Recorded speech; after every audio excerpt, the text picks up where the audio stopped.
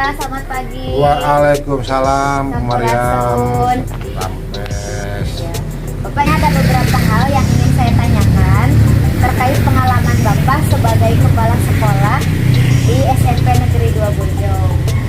Yang pertama, bagaimana Bapak mengidentifikasi kasus-kasus yang merupakan dilema etika atau bujukan moral?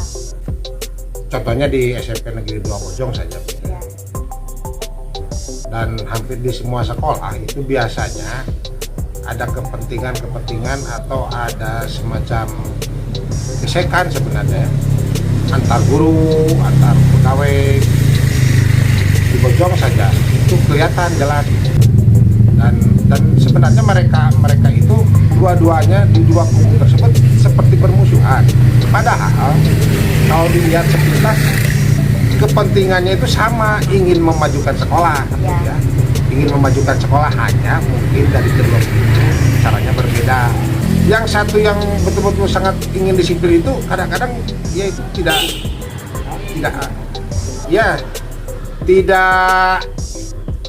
enak gitu ya, atau merasa tidak senang kalau melihat temannya yang kurang disiplin. Padahal ketika di kelas mereka sama-sama masuk ke kelas, hanya mungkin ada sedikit perbedaan. Yang satu kubu dari datang ke sekolah paling pagi, yang lain datang sekolahnya pas-pasan. Nah, ketika melihat itu pasti ada dari kubu tersebut ada yang datang ke Bapak. Ada yang ngirim foto di kelas yang masih kosong, atau ada yang langsung ngomong, Pak ini begini. Ini dilematis dalam arti sebenarnya tidak ada yang salah, hanya mungkin cara mereka untuk melaksanakan kerjanya itu berbeda. Kalau Bapak itu suka diambil, ya nanti saya akan kontrol. Itu salah satunya. Jadi dilematisnya dalam arti dilematis kan ada dua pilihan artinya. Ya. Dua pilihan yang sama-sama keduanya itu penting. Ketika di rapat suka ditekankan seperti itu kan, Bu Mariam juga sudah sering mendengar. Tugas itu melekat, ketika tugas kita terima, konsekuensinya harus melekat dengan kita. Artinya ya laksanakan tugas tersebut. Diingatkan, artinya ya itulah cara dari Bapak. Jadi itu contoh kasusnya ya yang Bapak alami di SMP Negeri 2 Bojong ya saat ini. Ya, mungkin Bu Mariam juga merasakan. Ya. Nah, ketika Bapak menetapkan suatu keputusan seperti itu ya Pak ya, apa sikap Bapak dalam menjalankan keputusan tersebut? Itu seperti yang contoh yang tadi, Bapak itu menjalankan keputusannya ya. Tadi kan ada dua pihak nih, yang ini gitu. Dua-duanya diakomodir, yang suka datang gitu ya, ngomong itu diakomodir. Ya Bu, nanti saya akan berusaha untuk menyelesaikan masalah seperti ini. Jadi langkah-langkah yang Bapak ambil di awal dianalisis dulu, tidak. Jadi hal-hal apa saja yang selama ini Bapak anggap efektif dalam pengambilan keputusan tersebut? Yang efektif dalam mengambil keputusan itu kita tidak boleh gerasa-gerusu, tidak boleh cepat mengambil keputusan. Analisis dulu apakah betul, terus buktikan kemudian ya tindak lanjuti. Analisis dulu, betul tidak, setelah itu ditindaklanjuti artinya dibuktikan betul tidak masalah tersebut. Nah, betul tidak, kalau ternyata betul ya baru ditindaklanjuti. Hanya mungkin kalau cara Bapak tidak terlalu frontal gitu, tidak frontal langsung menegur, tidak langsung menegur, tapi ya dengan isyarat. Ya. Jadi selama ini Pak, mungkin berbagai jenis itu contoh salah satu kasusnya ya Pak ya yang Bapak hadapi. Mungkin ada kasus lain juga yang sama seperti itu. Ya. Nah, tantangan apa yang selama ini yang membuat Bapak mengambil keputusan, tantangannya yang terberat itu yang seperti apa? Untuk kasus yang tadi itu sebenarnya tantangannya biasa-biasa saja, tapi ada tantangan yang lebih berat. Misalnya begini, di Bojong ini ada seorang guru yang di mata bapak kalau guru ini tidak ada di sekolah atau dia tidak di sekolah, keluar atau pudung misalnya, maka sekolah ini akan mengalami degradasi dari sisi misalnya kebersihan sekolah, terus keindahan sekolah, karena di sini kan programnya TDBA gitu ya. Dua kata itu intinya kan program TDBA. Nah, program TDBA itu tidak akan jalan kalau misalnya sementara si guru tersebut, kekuatan ya Pak ya? Ya, kekuatan. Kita harus kekuatan sekolah ini apa gitu. Ya. Jangan sampai si kekuatan ini tuh malah jadi hilang dari kita gitu. Itu kekuatan SMP Bojong itu. Kalau menurut Bapak itu ada di orang tersebut. Sementara ada beberapa orang personal di sini yang seolah-olah tidak suka dengan orang tersebut. Tidak sukanya, Bapak juga bingung mengapa tidak suka. Apakah tidak sukanya karena dia mempunyai keahlian yang lebih, atau karena dia lebih dekat dengan siswa, atau misalnya begitu ya, atau bagaimana. Nah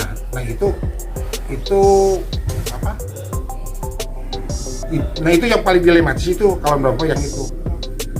Makanya sementara gitu ya, dari aturan kan harusnya seperti ini. Nah kan kita harus fleksibel, Ya. Kita fleksibel. Misalnya pernah ada guru yang melaporkan, Pak, si orang tersebut itu tidak pernah masuk ke kelas, kalau mengajar tidak masuk ke kelas. Tapi kalau Bapak lihat, orang tersebut justru dia itu kreatif dalam arti tidak mengajar itu tidak harus di kelas, Harus di gitu. kelas, ya betul. Bisa di luar, di lapangan. Nah itu malah lebih menarik bagi siswa. Jadi apa maksudnya, Ya, orang persepsi orang tersebut tidak menyamakan persepsi itu memang sulit. Ada guru yang kaku, ada guru yang fleksibel gitu. Kalau sebenarnya guru itu harus fleksibel, karena apalagi yang sekarang kurikulum merdeka itu kan pembelajaran itu berpusatnya pada siswa. Harus di kelas terus ya, baca buku, tulis dan sebagainya. Tapi pembelajaran itu bisa Iya, pembelajaran itu berpusatnya kepada siswa. Guru itu hanya fasilitator gitu. Maka guru itu harus mengikuti keinginan siswa. Kalau siswanya inginnya belajar di luar, ya di luar. Kalau siswa ingin belajarnya sambil dengan berkunjung ke masyarakat, ya ikuti. Seperti itu. Dan kebanyakan anak-anak lebih suka belajarnya tidak di kelas, karena di kelas itu bosan biasanya begitu. Makanya yang paling disukai anak-anak kan pelajaran olahraga, karena olahraga itu jarang di kelas, di luar. Paling disukai, gurunya galak, tetap aja disukai olahraga. Seperti itu, disebut capek dan sebagainya.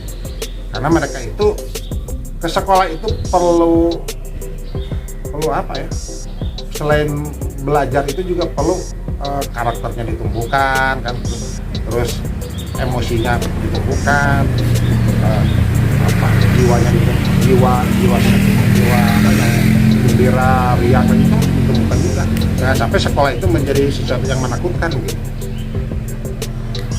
Terus lagi dirajia terus ya Pak ya. Nah itu seperti itu. Menakutkan sekali. Menakutkan, jangan sampai anak itu berangkat dari rumah, keluar dari pintu itu sudah dipenuhi otaknya dengan ketakutan. Nah itu tidak akan membuat anak belajar dengan efektif. Jadi intinya semua keputusan yang Bapak ambil semuanya berpusat ke kebutuhan anak-anak ya Pak. Bagaimana anak-anak itu nyaman di sekolah, anak-anak itu bisa senang berada di sekolah ya Pak ya. Nah ini Pak, untuk pengambilan keputusannya itu sendiri, misalkan Bapak nih ketika menemukan masalah nih yang harus segera diputuskan, apakah Bapak menentukan jadwal penyelesaiannya atau langsung ketika menemukan hari ini masalahnya langsung diselesaikan hari itu, atau ada jadwal, misalkan ada langkah-langkahnya yang harus Bapak ambil dulu? Tergantung kepada masalahnya ya. Kalau masalahnya pada hari itu juga bisa diselesaikan, mungkin diselesaikan. Kalau yang memerlukan waktu ya dibuatkan jadwal. Misalnya kalau untuk pembelajaran gitu, kadang-kadang suka melihat ini pembelajaran seperti ini mungkin akan membosankan. Nah, maka itu salah satunya nanti akan ditindaklanjuti dengan supervisi kelas gitu ya. Kalau kasusnya seperti itu, kalau misalnya ada laporan dari siswa, Pak si ibu ini, si bapak ini mah makanya begini, itu tidak bisa langsung harus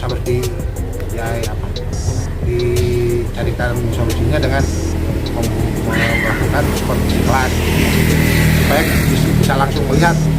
Kalau hanya langsung menegur nih. Terus kalau kasusnya yang tidak berat mah langsung saja, tapi tidak langsung itu tetap aja ada tahap-tahapnya gitu ya. Melihat, menganalisis, terus melihat apa penyebabnya dan sebagainya ya adalah keputusan gitu. Iya Bapak, cukup mungkin dari saya pertanyaan. Kalau ada pertanyaan yang lain nanti. Terima kasih Bapak waktunya, Ya. terima kasih ilmunya. Ya mudah-mudahan bermanfaat untuk kita semua ya Pak ya. Amin. Dan mudah-mudahan Bu Marian juga sukses nanti Ya, di amin. program guru penggeraknya dan bisa bermanfaat bagi SMP Negeri 2.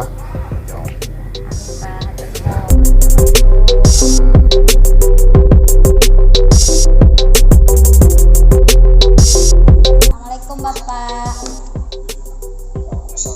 Sampurasun. Ya, Bapak sehat?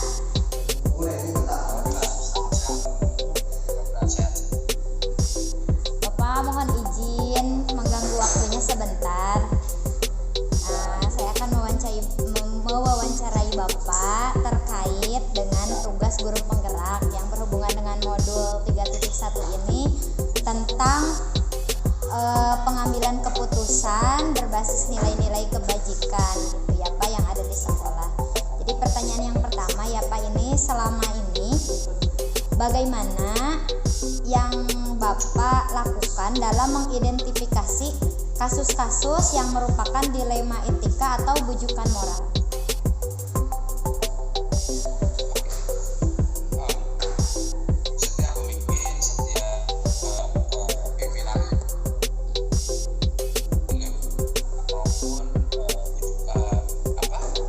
Moral.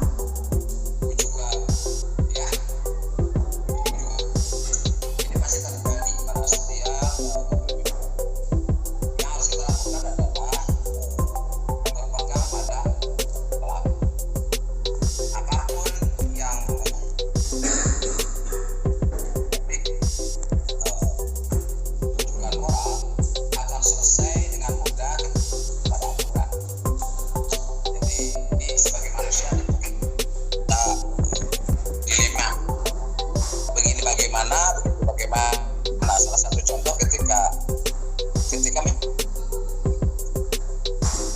minta hanya sakit, maka dilema yang luar biasa. Tapi ketika ASN itu harus melaksanakan tugas utamanya adalah mengajar, berada di kelas, maka dengan pendekatan tertentu kita jelaskan kepada ASN tersebut, selesaikan dulu tugas utama, baru tugas sosialnya diselesaikan. Jadi intinya adalah berpeganglah pada aturan yang berlaku. Nah, iya, baik ya Pak ya. Nah, selama ini bagaimana Bapak menjalankan pengambilan keputusan di sekolah Bapak, terutama untuk kasus-kasus di mana ada dua kepentingan yang sama-sama benar atau sama-sama mengandung nilai kebaikan? Prioritas mana yang benar, mana yang paling baik di antara.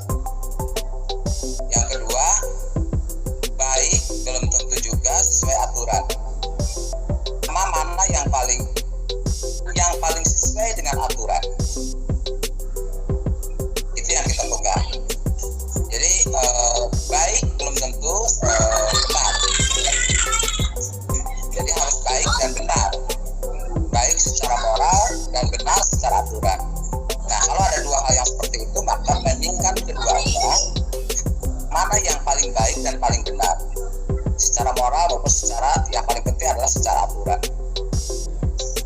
Ya, baik Pak. Nah, untuk langkah-langkahnya atau prosedur yang Bapak ikuti itu seperti apa biasanya yang dilakukan selama ini? Ya itu, kita tentu saja harus memahami aturan-aturan yang berlaku tentang kode etik guru, tentang apa, atau hal-hal lain yang terkait dengan permasalahan terjadi di sekolah. Jadi kalau itu kita pegang, kembali intinya adalah itu yang harus kita pegang teguh. Jadi semuanya akan saling terkait dan pegang teguh.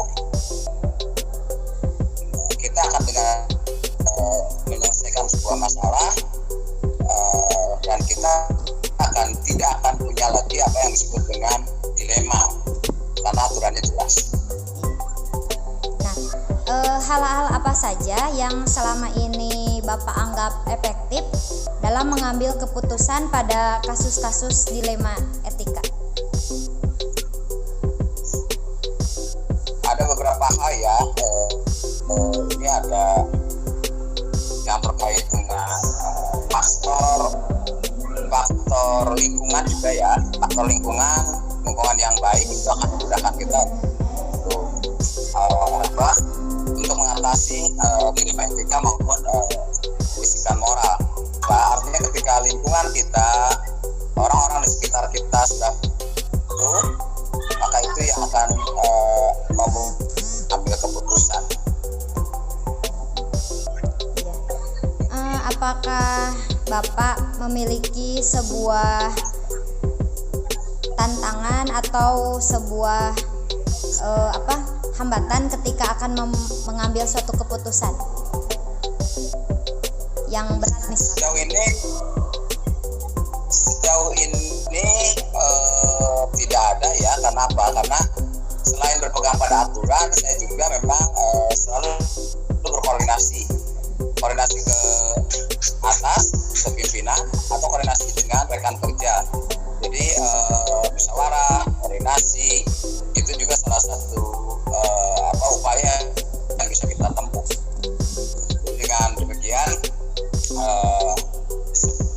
berat apapun permasalahan, ketika kita sudah koordinasikan, kita sharing, kita pada pihak yang memang diperlukan untuk itu, insya Allah itu menjadi kemudahan juga untuk kita. Iya, jadi menurut Bapak sebagai pemimpin itu ketika akan mengambil keputusan kita harus berkoordinasi dulu ya Pak ya. Selain berkoordinasi ke atas, kita juga dengan rekan-rekan di sekolah juga ya Pak, koordinasi supaya sesulit apapun keputusan yang akan kita ambil, kalau sudah dikoordinasikan dengan baik mungkin hasilnya akan bisa memuaskan untuk semuanya mungkin ya Pak ya, seperti itu ya. Nah, apakah Bapak memiliki sebuah jadwal atau tata urutan gitu dalam menyelesaikan sebuah dilema etika? Tidak sih, seringkali Ya, tidak terjadwal, jadi seringkali spontan. Jadi kadang Bapak langsung gitu ya, ketika menemukan sesuatu yang harus diputuskan saat itu langsung Bapak putuskan di tempat itu juga gitu ya. Ya, selesaikan. Ya, selesaikan. Nah, kalau seperti itu berarti secara intinya suatu keputusan itu Bapak ambil dengan secara langsung melalui koordinasi baik itu ke atas maupun koordinasi dengan rekan-rekan yang berada di sekolah. Itu ya Pak ya. Betul. Ya. Ada nggak Pak sepatah dua patah kata yang bisa menjadikan kita nih sebagai kita juga sebagai pemimpin pembelajaran mungkin di sekolah, kita sebagai guru, sebagai pemimpin di kelas-kelas kita, triknya atau tipsnya seperti apa ketika akan mengambil suatu keputusan? Contoh misalkan nih Pak, biasanya kasus yang dialami guru itu saat ini dalam penentuan kenaikan kelas misalkan nih, ketika ada anak yang Ya apalagi dengan pengaruh COVID kemarin ya Pak, mungkin anak itu malas masuk ke sekolah, berbulan-bulan tidak masuk sekolah, tiba-tiba di semester berikutnya anak itu masuk, misalkan seperti itu. Apakah anak itu bisa dinaikkan atau tidak? Nah, seperti apa itu kan, kalau seandainya kita tidak naikkan itu kan bisa menimbulkan efek yang tidak baik untuk anak tersebut juga.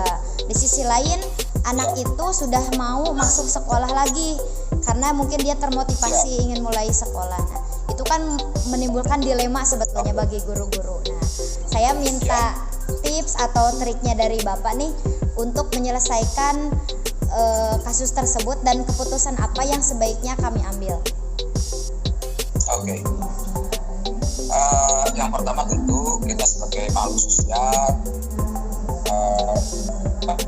bagian dari sebuah komunitas pekerjaan, maka yang harus dilakukan itu adalah koordinasi, kolaborasi dengan rekan sejawat dan juga kalau memang seluruh warga sekolah bahwa anak ini harus diselamatkan dengan alasan-alasan yang masuk akal, dengan alasan-alasan yang memang bisa dipertanggungjawabkan, baik ini alasannya tadi misalnya masalah teman ini memang bagian. Jadi intinya bagaimana mengambil keputusan yang mengenakan hati adalah jangan mengambil keputusan sendiri. Koordinasikan, share, berbagi dengan teman yang lain dan ambillah keputusan itu dengan keputusan bersama. Ya, baik Bapak, terima kasih. Itu saja Bapak pertanyaan dari saya mengenai ini materi tentang pengambilan keputusan. Sebetulnya ini materi yang luar biasa Pak bagi saya, materi yang betul-betul memberikan ilmu yang banyak sekali begitu ya tentang pengambilan keputusan ini. Memang dalam kenyataannya sih kita banyak menemukan dilema-dilema yang seperti ini begitu ya Pak ya. Ya. Terima kasih Bapak atas waktunya. Alhamdulillah saya mendapatkan ilmu yang luar biasa dari Bapak hari ini. Terima kasih. Terima kasih ya Pak ya. Ya, Assalamualaikum. Ya.